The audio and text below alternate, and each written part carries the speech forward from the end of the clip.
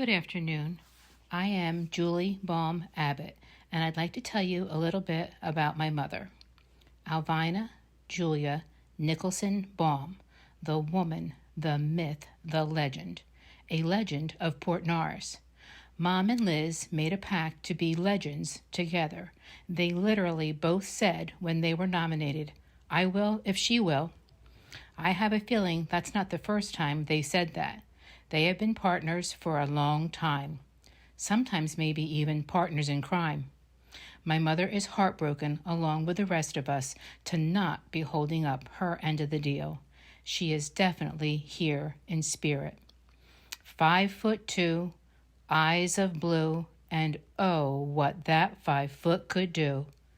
A daughter, a granddaughter, a niece, a sister, a wife, a friend, a mother, my mother, our mother, and grandmother to our children.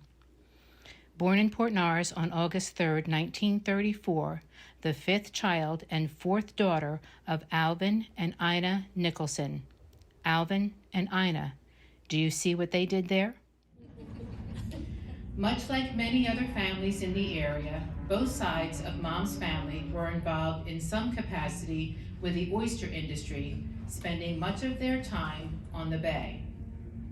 Alvina's older siblings were Mariella, born in 1920, Gertrude, born in 1922, Henry, born in 1925, and Isabel, born in 1926. We are still blessed to have Aunt Mariella, who is 102 years old. We lost Aunt Isabel and Aunt Gert many years ago to cancer, and tragically, Henry slipped off the docks at the age of 8 and was lost to the same beloved body of water that gave our family its livelihood. After losing their only son, Alvin and Ina went on to have 2 more daughters, Alvina in 1934 and Carol in 1937, who never met their only brother.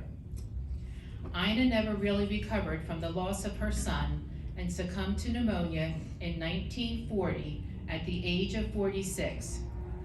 With young children to care for and the oyster industry waning, Alvin remarried and moved to Fairview Village to pursue work at the Camden shipyard. Alvina started Yorkshire Elementary School in the 3rd grade and graduated with honors from Camden High School in 1951. Later that same year, she married the love of her life, her childhood sweetheart, our father, Richard Baum, whose family lived right across the street from her on America Road in Fairview Village.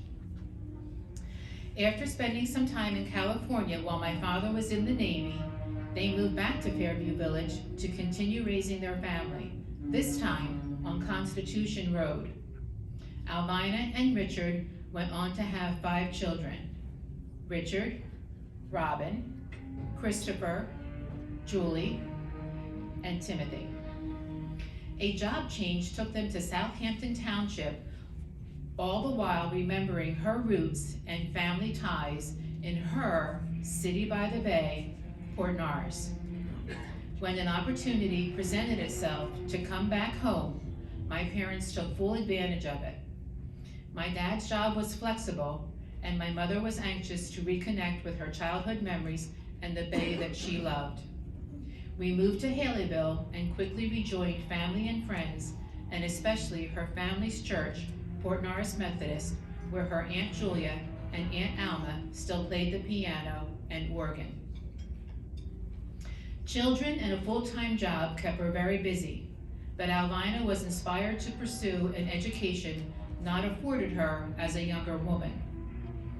While in her early 40s, she aggressively pursued and received an associate's degree from Cumberland County College, again graduating with honors. After taking and scoring well on a civil service test, Mom was chosen for a job in the nursing office at the Vineland Developmental Center. She retired from that job. In her spare time, she took a course to be a lay leader in the church and spent a lot of Sundays as a guest speaker in area churches. We were always so proud to attend those services. Holding many positions in the United Methodist Women's Organization, she would be off to meetings and weekend getaways on a regular basis. But she always had time for family and friends, and especially her grandchildren. I know my children were beneficiaries of her love, kindness, and guidance. Sadly and suddenly, she lost her husband, our father, 17 years ago, after 53 years of marriage. Although heartbroken, she strongly and bravely pushed on without him.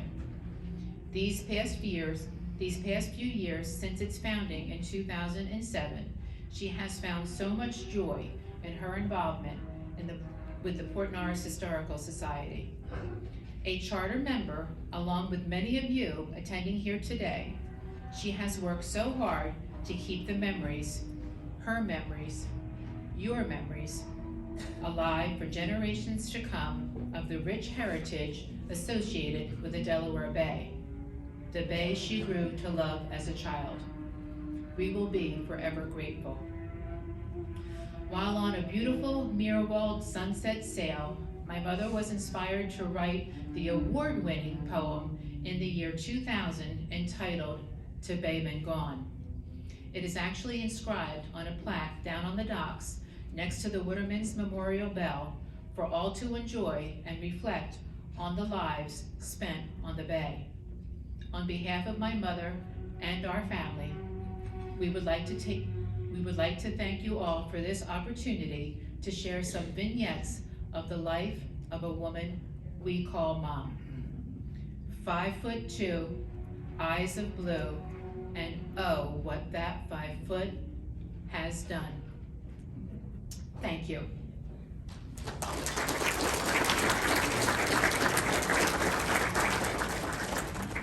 And now to recite my mother's poem for you is Alvina's granddaughter, my daughter, Lindsay Abbott.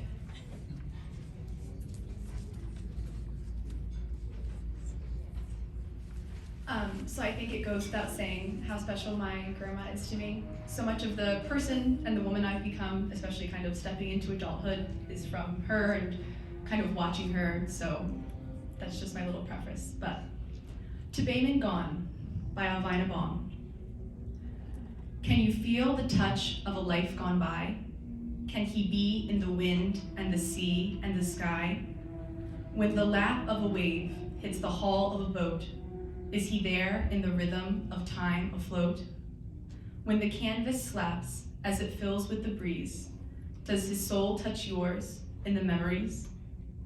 The times are past, they've long gone by, when he mastered the wind and the sea and the sky, when he knew the bay like the back of his hand, when through wind, storm, and fog he returned to land.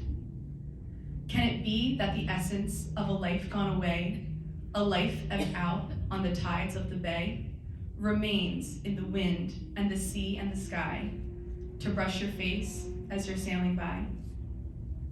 Thank you.